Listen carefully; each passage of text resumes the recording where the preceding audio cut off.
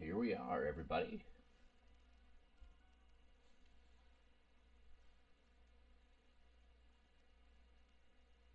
Okay, gotta check my mic here. Doesn't look like it's working.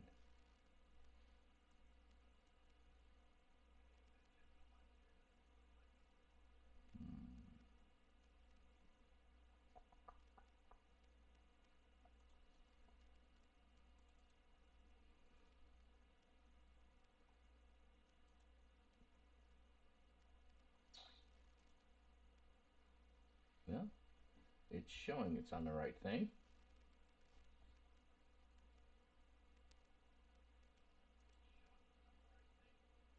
Must be I need to figure out a volume problem.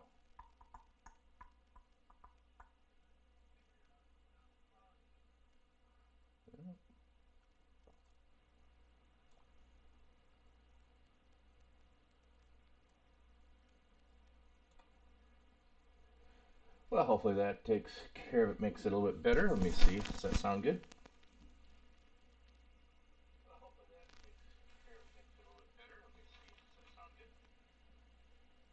Yeah, I still wish it was a little better, but we're going to go with that for today.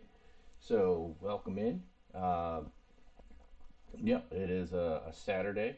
Uh, I thought that it was going to work out for me to be on Blessing Boat. There was a technical difficulty where I wasn't able to actually get my spot locked in, and communication uh, going back and forth, and needing to fill that spot. It got filled. So perhaps I will be around next month. But I thought, well, I'm already planning to be on Saturday to continue going through the Bible in a year, and so that's what we're going to do. So we are, if you look at our chart here, we're on Psalm 6 through 8. So again, Saturday is Psalms, and Sunday is Gospel, and Monday is Law.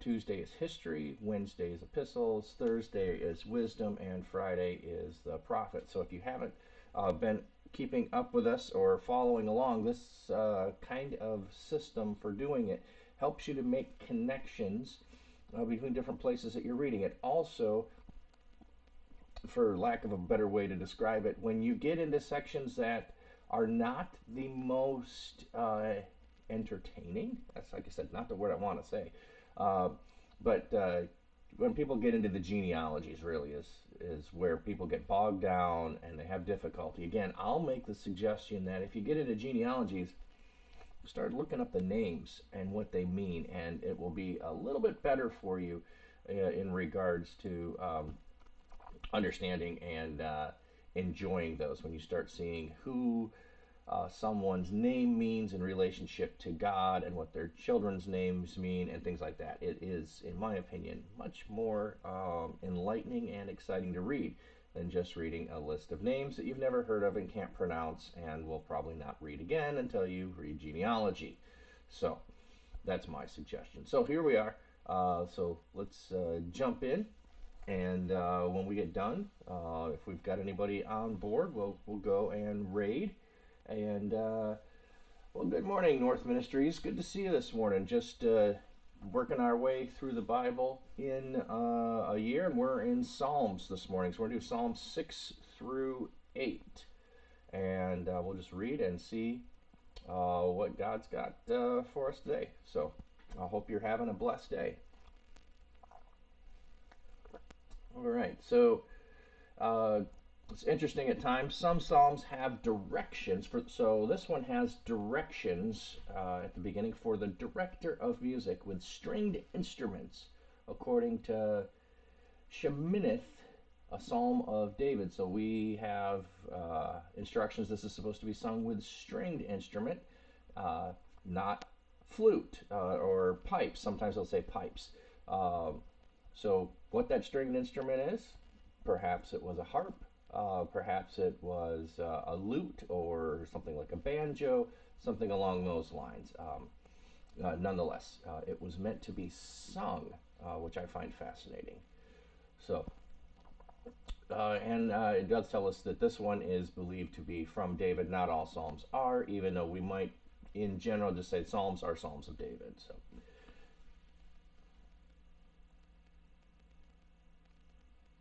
yeah, I would too. I would really love to know what it was to sound like. The other thing is I'm gonna make an assumption that unless you're singing it in the original language, it's going to be hard to fully um, get the beauty of what it is. And I know occasionally we have songs that will get translated and they'll use the same tune, but they don't always have the same beauty in them. So I really, even if it would be one where you wouldn't know fully what is being said, I think the beauty of it would outweigh um, fully understanding if you're listening to it sung. So,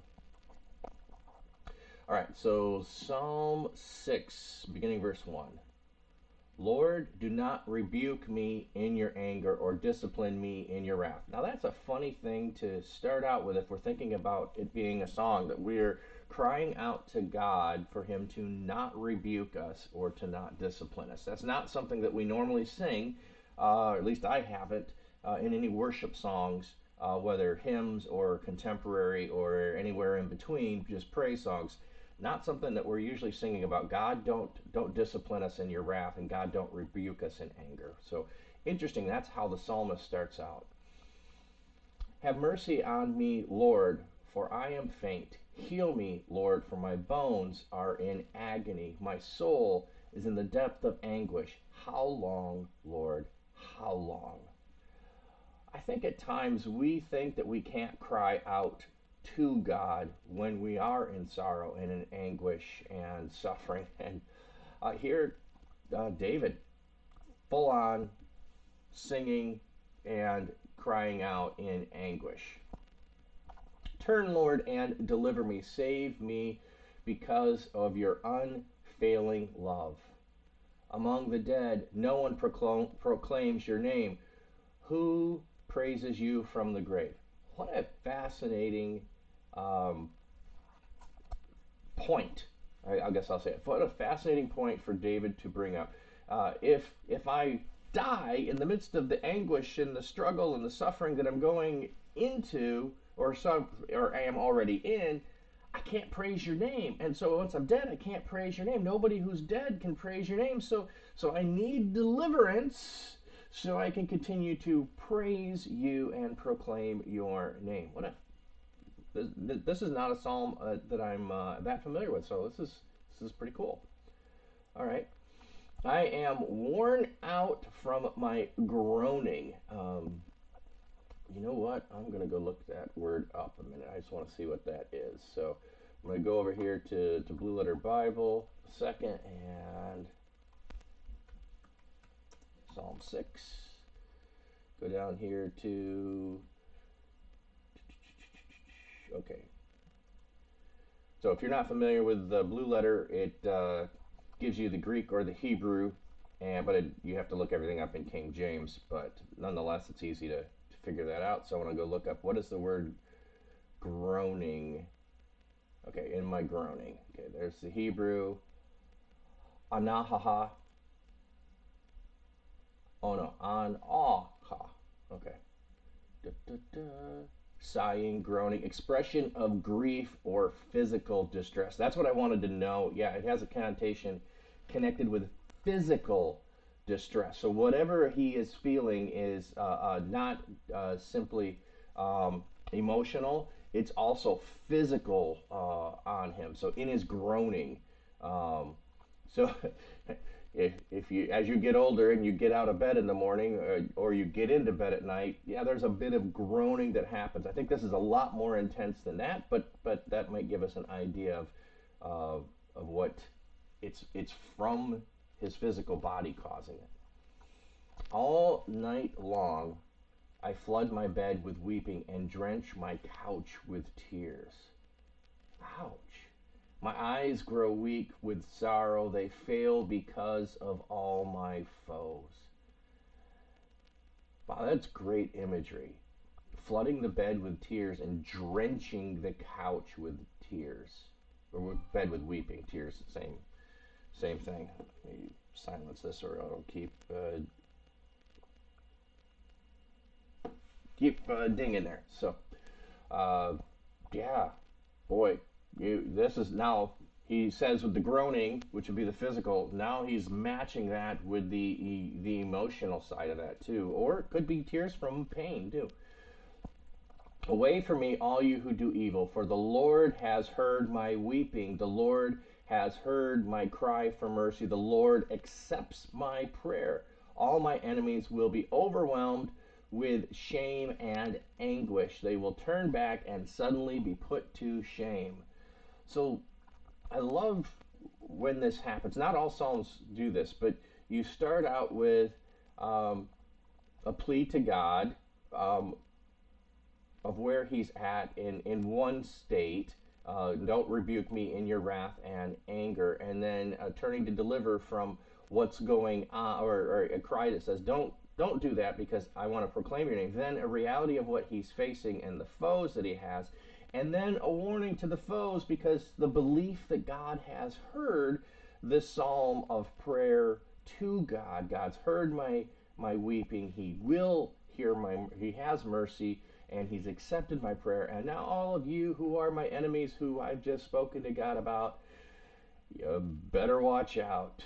Um, so yeah, what a psalm of vindication, in essence, of coming to God where you're at and feeling that you're going to have vindication at the end of it. I think that's the hope that we sometimes have in songs. I want to say not just psalms, but in songs. Sometimes that's what songs do. Songs take us on an emotional journey of what we're feeling. That's why I think we sometimes resonate with certain songs, is because we too have felt the emotions of the artist who's singing the song. And then there is often, in some songs, hope at the end. And that's what we have here as well in this psalm. So, yeah, that was a good one. All right, now a different instruction, a shigan of David, which he sang to the Lord concerning Cush and Benjamite. So Cush would be what we consider to be Egypt, or sorry, not Egypt, excuse me, Ethiopia, uh, below, um, below, and I mean that relative to North Americans looking at a map, below Egypt on the map of Africa, or south, and that would be the land of Cush and Benjamite. Benjamin would be the youngest brother and the tribe that is connected with Judah later on when the kingdom splits. All right, so let's. So this is not giving us instructions on instrumentation, but simply on when it was sung. So, Lord my God, I take refuge in you. Save and deliver me from all who pursue me, or they will tear me apart like a lion and rip me to pieces with no one to rescue me. Lord my God, if I have done this, and there is guilt on my hands, if I have repaid my ally with evil, or without cause have robbed my foe, then let my enemy pursue and overtake me. Let them trample my life to the ground and make me sleep in the dust. So, different patterns here. So, a declaration of where, again, he's putting his trust, he's taking refuge in God. A declaration of the fear that the enemy who's pursuing will tear him apart. And then a declaration of whether he's guilty or not, and saying, I don't believe I am. I did not intend to, or I am not trying to repay evil, or to act unjustly, um, but I'm being pursued. So we'll continue. Arise, Lord, in your anger. So here's interesting. The previous one said, do not come at me in anger. And now he's calling for God to come against his foes in anger. Arise, Lord, in your anger. Rise up against the rage of my enemies. Awake, my God. Decree justice. Let the assembled peoples gather around you while you sit enthroned over them on high. Let the Lord judge the peoples. Vindicate me, Lord, according to my righteousness, according to my integrity, O Most High. Bring to an end the violence of the wicked and make the righteous secure. You, the righteous God, who probes the minds and hearts. Uh, this is a great kind of juxtaposition here, where he's saying, "You probe the minds and hearts." Jesus refers to that a few times in the New Testament as well, where only God knows the minds and hearts of people, and so he often makes statements in regards to religious leaders who he knows their mind and hearts, and so he's addressing that. But here, David is acknowledging that, and he's saying, I'm not going to take vengeance. I'm not going to do that against my enemies who think I've wronged them, but they are wronging me. God, you're the one, and you've seen my righteousness. Notice that, according to my righteousness this time. Now, often Psalms will talk about God's righteousness. Here he's saying, I've been righteous in this. Now, that's fascinating because we're also looking at Job. We're just getting started there. We haven't quite got to Job's declaration of righteousness. However, if you recall when we started Job, God, when the accuser, the Satan, not Satan himself, but the position of being the accuser who goes around to do things, comes before God. God says, "Have you considered my servant Job, how righteous he is?" And so there is the declaration of Job's righteousness. Here, David is declaring his righteousness, not from the standpoint of total righteousness in his entire life, but in regards to this event that he's speaking about in relationship to Benjamin and in relationship to Cush. He's been righteous, and he's declaring his righteousness, and he's seeking God to bring vindication for the trouble that's now ongoing. So he's coming to God for this, not taking it matters in his own hands. My shield is God Most High, who saves the upright in heart. God is a righteous judge. See, I was telling you that often this psalmist talks about God being righteous, so he declared his own righteousness. Now he's saying God's the righteous judge. A God who displays his wrath every day. If he does not relent, he will sharpen his sword. He will bend and string his bow. He has prepared his deadly weapons. He makes ready his flaming arrows. So he's just, and the ways in which he brings about justice are, well, if we were looking at Isaiah, which we just did, looking at Isaiah, when he takes and he's going to use Assyria to bring justice on Israel, because they've sinned, and then he's going to bring justice on Assyria, who's bringing justice on Israel, and Israel had previously brought justice on the land of Canaan. So God uses the weapons and the other one nation to discipline another nation and bring justice. Whoever is pregnant with evil conceives trouble and gives birth to disillusionment. Wow, that's a really vivid imagery. Pregnant with evil. Now, I'm just going to play with that thought for a minute. Pregnant with evil. You don't get pregnant and give birth in the same day. To get pregnant, there's an activity that takes place, and then there's a process of growth that happens over period within human gestation of 9 months. So we'll just stick with that. So 9 months. So this continuous growing within of evil that's building and growing and forming, and finally when that evil has come to the time of giving birth, what comes? Troubles and disillusionment. Yeah, I don't want trouble or disillusionment, so maybe I shouldn't, mess with evil and get pregnant with it. Whoever digs a hole and scoops it out falls into the pit they have made. The trouble they cause recoils on them. Their violence comes down on their own heads. This is a principle, I would say. However, doesn't seem to always hold true. It's the principle we wish would always hold true. You're going to get your comeuppance. What goes around comes around. He's kind of following that same kind of thought process.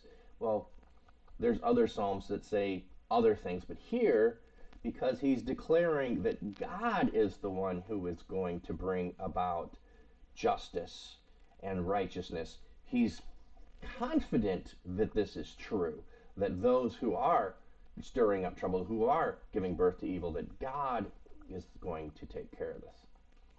And he finishes with this: I will give thanks to the Lord because of his righteousness. I will sing the praise of the name of the Most High. So he makes his declarations. He declares who God is. He calls, or he tells a situation. He calls on God to take action. He describes his enemies, and he finishes with praises to who God is in the heavens. So another really good psalm. Wow, not all. I don't remember as often seeing instructions before every psalm, but here we have three in a row with directions. So for the director of music, according to Gittith, a psalm of David. Now, I think I've looked up these terms before, and some of them we do have kind of a thought of what kind of that meant or didn't mean, but there's not necessarily, even if we do, a modern English understanding of what that would mean, how you would sing on all of them. Some there is, but I'm just saying on all of them there's not. So that's why I'm not gonna necessarily spend time on doing that. The other thing is I'm not singing these or performing these. So even if I said it would be this kind of a style, maybe it was a dirge, or it was supposed to be a ballad, you'd understand what it was without me actually doing that. So we're just to point that out, that we've had three in a row that all have instructions on how they're to be performed, and not all psalms do that. So just kind of interesting point today.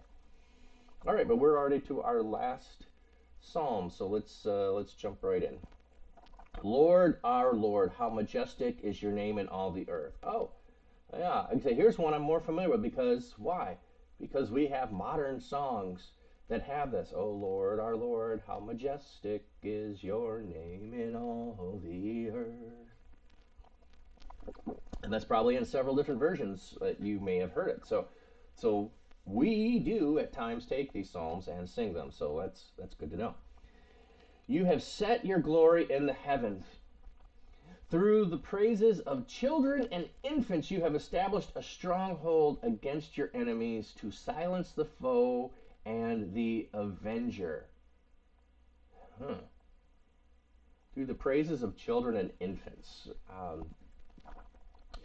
Yeah, you know what? We just came through Christmas time, and I imagine that, well, if it weren't COVID in your circumstance, it certainly would have been possible that you would have gone to, and or your church would have had a children's program in which praises would have been sung about Jesus' birth and about God from children and infants. And that is a stronghold against them. You know why? How can you silence children who are singing about Jesus? It's pretty hard to tell children to stop singing about Jesus. Um, there might be places and occasions, but it's pretty hard. So they're going to be able to silence the foes, and so that's kind of cool. When I consider your heavens, the works of your fingers, the moon and the stars which you have set in place, what is mankind that you are mindful of them? Human beings that you care for them. Oh, that's interesting. I was actually, we just, earlier this week, Ukulele Worship. If you watch her, if not, I'm gonna give a shout out to go watch Ukulele Worship. She's every morning, Monday through Friday, 6:30, doing worship songs and other songs. And she was singing a song. I don't remember which it was. Lord, what is it that you are mindful of me? And so I had posted this verse because I Yeah, if you start thinking about the vastness of the universe, the heavens, the moon, the stars, the countless nature of that, and you start going, and I'm just one tiny person, or people are just insignificant in the sense of size and scale and scope in that regards to the sun, moon, and stars and the universe. We're pretty small and insignificant in that regard. Why in the world, God, are you mindful of us and that you care for us as people? It's a fascinating thing, I think, to think about that. Um, so yeah, this one is majestic in all the earth. You set the glory in the heavens. Here, bringing it back and connecting it with people. How is it that you even consider us when the universe is so vast and declares your glories? So we'll continue. You have made them a little lower than the angels and crowned them with glory and honor. So that's still talking about people. We're a little lower than the angels, and you have crowned us with glory and honor. You made them to rule over the works of your hands and put everything under their feet. All flocks and herds and animals of the wild, the birds in the sky, the fish in the sea, all that swim the paths of the sea. Lord, oh Lord, how majestic is your name in all the earth. Yeah, why would you put us in control of all of creation? Um, there's a lot that we can comprehend and meditate. Now I'm trying to think. Yeah, if we went back to Psalm 1, I think it is, where it talks about the meditating on your word day and night. Here's a good psalm to totally sit and meditate on the vastness of the universe, the glory of creation, and why are people put in charge of it? Well, we're created in God's image, so there's a rationale for it. We are God's ambassadors. We are to care for it, to be stewards of it. And then, if you think of, have we done a good job or not with it? Well, now we might be thinking, okay, God, why did you put us in charge? We're not doing so good here. We're not doing fantastic at caring for creation. So God, why did you do it? Your name is majestic in all the earth. And so, oh hey Alice, good to see you here.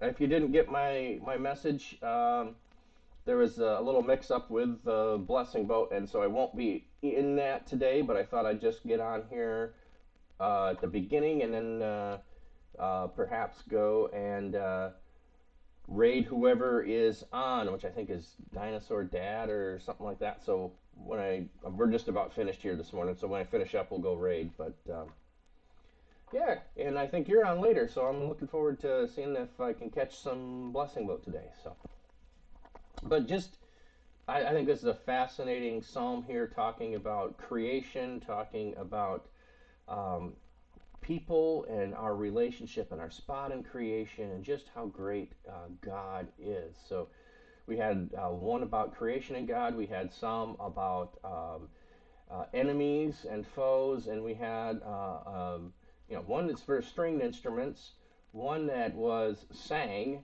um, and then there's different types of styles here that we see in each of these. A shigayon and a gittis, and one with a stringed instrument, a sheminith. So, and if you weren't here earlier, I said I'm not sure what all of those are. I think I've looked them up before, but I'm not a musician or a musical person, so I'm not going to be good at conveying or helping you understand what those are.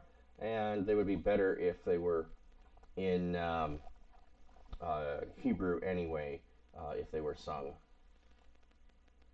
Oh, Psalm 119. Well, let me go look here. What day are we doing that? Oh, that is going to be week 43 of the year. They're just by weeks here. Oh, it'd actually be 42. Week 42. So whatever, or sorry, week 42 is of the year. I'm going to go, that's 10 weeks back from the end of the year. So maybe October. It would be my best guess, but I didn't put the dates next to them because they're just rolling through. So somewhere in October, I believe, is when we'll get to that. So it'll be a while, Alice, before we get there. Um, but because we're doing, for the most part, two or three a day, and that's going to be all the psalms that we are actually on Saturdays, not every day. So it'll be a while before we get there because there's 150 psalms. So, but yeah, that'll be fun when we get there. That'll be a long Saturday. Actually, do all of one Psalm 119, which, if you don't know, is each stanza starts with a letter of the Hebrew alphabet and goes all the way through the entire alphabet. That's one reason why it's so long. Um, I might actually. I'll have to see if I do this. I'm not going to say I am because that's a long way off. I might actually need to look up some of that and bring some of the Hebrew in when we do that. And yeah, it is the longest psalm that we have, and yeah, that might be one where we take a long time and do it instead of just try to read through it. I might bring in those Hebrew words at the beginning, or at least a few of it. Maybe I won't do the whole thing, but maybe I'll do that at least for some of it.